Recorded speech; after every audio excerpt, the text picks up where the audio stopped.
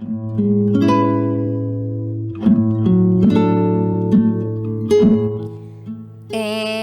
now, it's time for DJ Rocky's Secret Files.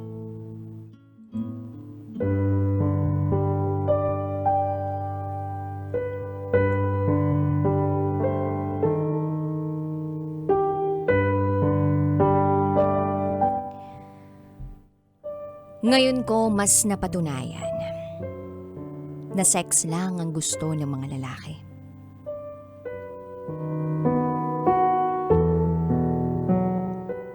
Hi DJ Rocky. Matagal-tagal na rin akong nakikinig sa mga kwento ng ibang tao sa programa mo. Ngayon lang ako nagkaroon ng oras na sipaging magsulat ng sarili kong kwento.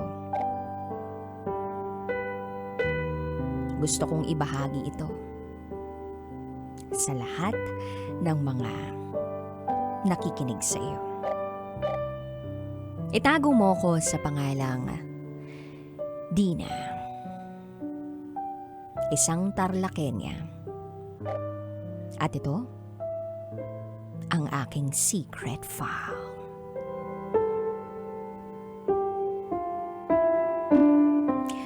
August 2022. Naisipan kong mag-apply ng trabaho dito sa Pilipinas. Lalo na't ilang buwan na lang, magpapasko na naman para may income ako. May nakapagsabi sa akin na hiring daw sa isang gasolinahan sa Tarlac. Okay naman sa akin kahit anong klaseng trabaho. Kahit panlalaki pa yan o ano, kayang-kaya ko yan. At dahil meron akong experience na magtrabaho sa gasolinahan, nag-apply ako. Sinuwerte ako. Tinawagan ako. Ang alam ko, sa Pangasinan ako madedestino. Meron kasing magbubukas na branch doon. Kaya lang, tinawagan ako ng HR. At ang sabi, sa Tarlac na lang daw ako. Ang sabi ko naman, okay lang naman kahit saan. Hanggang sa na-interview ako. At yung nag-interview, isang lalaking itago natin sa pangalang Mr. R. Hindi siya gwapo. Medyo may katandaan at nalaman kong 6 na taon ang tanda sa akin. And then, ang sabi na sa akin, sa Pangasinan na lang daw ako idedestino. Kasama yung station head na itago natin sa pangalang Mr. C. Nabanggit pala ako ni Mr. R kay Mr. C. At nang malaman na okay ang aking track record, ilalagay na lang daw ako sa Pangasinan.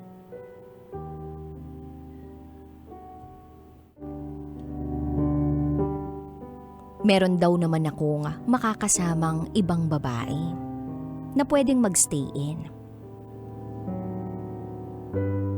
Nagpasalamat ako dahil at least may trabaho na ako. Hindi na ako choosy, no? Then September 29, 2022 came. Eto yung araw na babiyahe ako papuntang Pangasinan. Hindi ko kabisado ang lugar. At ang tanging kachat ko that time at ang nag-guide sa akin si Mr. R. Nakarating na nga ako sa destinasyon. September 30, opening ng stasyon. Ito yung unang araw na nag-start na kami sa trabaho. Normal ang lahat. 7 kaming lahat sa stasyon na yun. Ang station head na si Mr. C, si Mr. R at ako. At iba pang mga taga-Pangasinan, 2 kaherang babae at 2 pump attendant na lalaki. Normal ang bawat araw na nagdaraan. Hanggang sa isang araw parang naramdaman kong iba ang ipinapakita o ikinikilos ni Mr. R sa akin. Sobrang caring niya. Kapag nasa kwarto ako at tapos na ang duty ko, chat siya ng chat sa akin. Tatawagan niya pa ako through video call para tanungin kung kumain na ako. At kung hindi pa, kumain daw kami. Ramdam ko na parang may gusto siya sa akin. Pero dahil mataas ang standards ko sa lalaki at gusto ko, guwapo, hindi ko siya pinapansin. Naiilang ako sa kanya. Hindi naman kasi kagwapuhan si Mr. R. And aaminin ko naman, DJ Rocky, hindi rin naman ako kagandahan. Pero maraming nagsasabi na malakas daw ang sex appeal ko.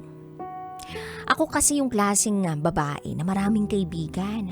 Mapalalaki man yan o babae. Kalog, kayang makipagsabayan sa lahat. Madaldal. Kaya nga, madali rin kaming naging close ni Mr. R. Pati na rin si Mr. C na station head namin. Si Mr. R puro paramdam sa akin. Sinasakyan ko na lang din paminsan yung pangaharot niya sa akin. At alam kong ramdam din ng mga kasamahan namin sa trabaho yun. Pero ako talaga, DJ Rocky, wala. Ayoko talaga sa kanya. Then one day, sa sala ako natulog. Nakisama akong matulog sa kanila ni Mr. C. Sa sala na yon may 4 na malalapad na sofa. Tig-iisa kami ng sofa. Sa sala kasi na yun, yung pintuan, roll-up door lang. Kaya sa mga sofa lang kami natutulog. Nung gabing yun, nakikipagharutan sa akin si Mr. R. Nang bigla niya akong tinabihan at ningakap. Pilit kong tinanggal ang pagkakayakap niya sa akin. Kasi naman, ang higpit ng pagkakayakap na para bang gusto na akong magsanib puwersa sa kanya. At sa mga oras na yon, ilang beses tinanong ako ni Mr. R. Ayaw mo ba ako? At paulit-ulit kong sinasagot sa kanya ang hindi. Fast forward, patuloy pa rin ang pagpaparamdam sa akin ni Mr. R. Hanggang sa isang gabi, matapos ang duty namin, nagkayayaan kaming uminom. Kami-kami lang ni Mr. C at Mr. R. At yung isa pa naming katrabaho. Kalahating case ng beer ang nainom namin. May tama na ako noon at alam kong may tama na rin si Mr. R. Nagpaalam na akong maliligo na ako. Pero, ang sabi pa ng kasama naming si Mr. R, sandali lang daw. At magkwentuhan muna kami. Pumayag ako. Nakipagkwentuhan pa ako. Hanggang sa inaya ako ni Mr. R na matulog. Nakitulog siya sa kwarto ko. Hindi naman din yun ang first time naming magkatabing matulog. Pero yun ang unang gabi na may nangyari sa amin. Lasing na lasing kami noon. At pakiramdam ko, iba rin ang init ng katawan ko. Kaya napapayag ako. Pero, ewan ko ba? Ayoko naman talaga kay Mr. R. Pero, bumigay ako.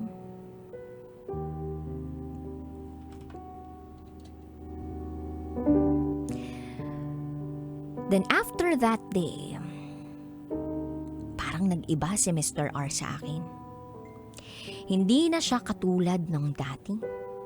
Nakinukulit ako, hinaharot ako, at hindi na rin caring. Para bang wala na siyang paki sa akin. Nanibago ako, DJ Rocky, kasi parang Hindi na ako sanay na walang nangungulit at umaharot sa akin. Though nag-uusap naman kami pero hindi na talaga tulad ng dati na malapit kami sa isa't isa. At doon ko napatunayan na sex lang ang gusto niya sa akin. Sa sobrang sama ng loob ko sa kanya dahil nga nagbago na siya, chinat ko siya ng pagkahaba-haba. Sabi ko, ikaw ang pangalawang lalaki na nagpatunay sa akin na katawan lang ang habol sa akin. Nagdaan ng mga araw, linggo, pinagpatuloy ko lang ang aking pagtatrabaho. Hanggang sa nasundan na naman yung gabi na merong nangyari sa amin. Para bang may nangyayaring ganon sa amin pero wala kaming emotional attachment sa isa't isa. Ganon na naging setup namin.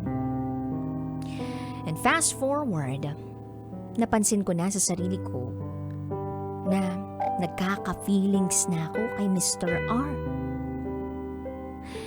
Nagseselos na ako. Meron kaming kaherang babae na sobrang close niya. Alam ko naman na yung kaherang yun merong asawa at 2 anak.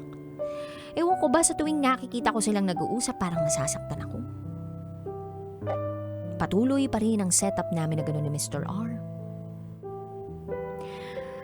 At yung dating hate na hate ko, kasi nga hindi naman kagwapuhan, biglang naging like na like ko. Siguro nga, love na love ko pa.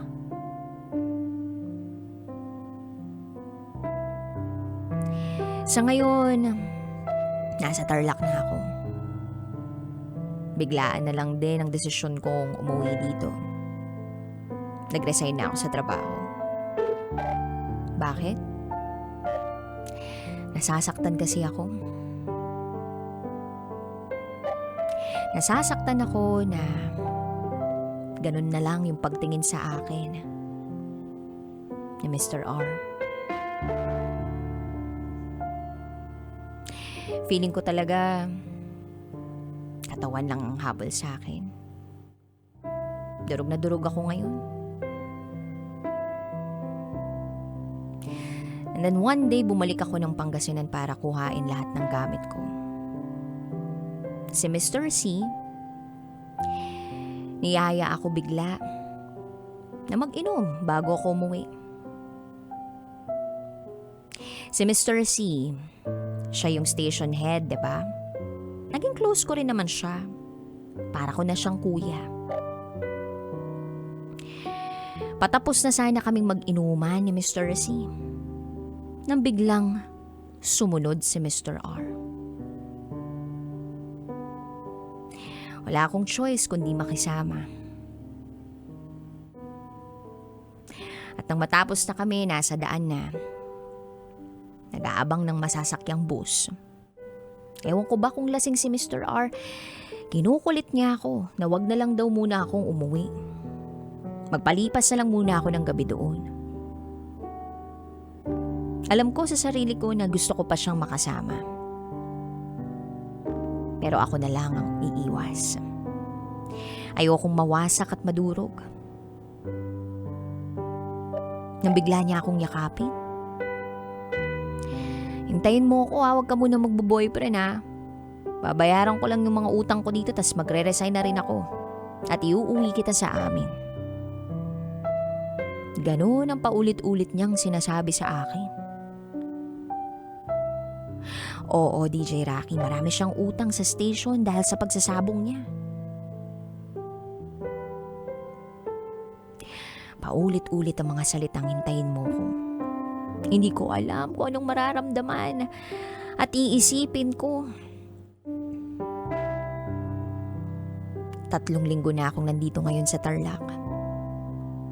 Nasa healing process pa ako ngayon. Gusto ko nang kalimutan si Mr. R pero ewan ko ba, walang araw na hindi siya pumapasok sa isipan ko. May mga balita pa naman ako sa kanya kasi panay tawag sa akin si Mr. C. Kinukumusta ako. At syempre hindi siya nawawala sa topic namin. Naging confidant ko kasi si Mr. C. Sa kanya ako nag-open. Tiwala naman ako kay Mr. C kahit na alam kong magkumpara sila ni Mr. R. Hirap pa rin ako makalimot.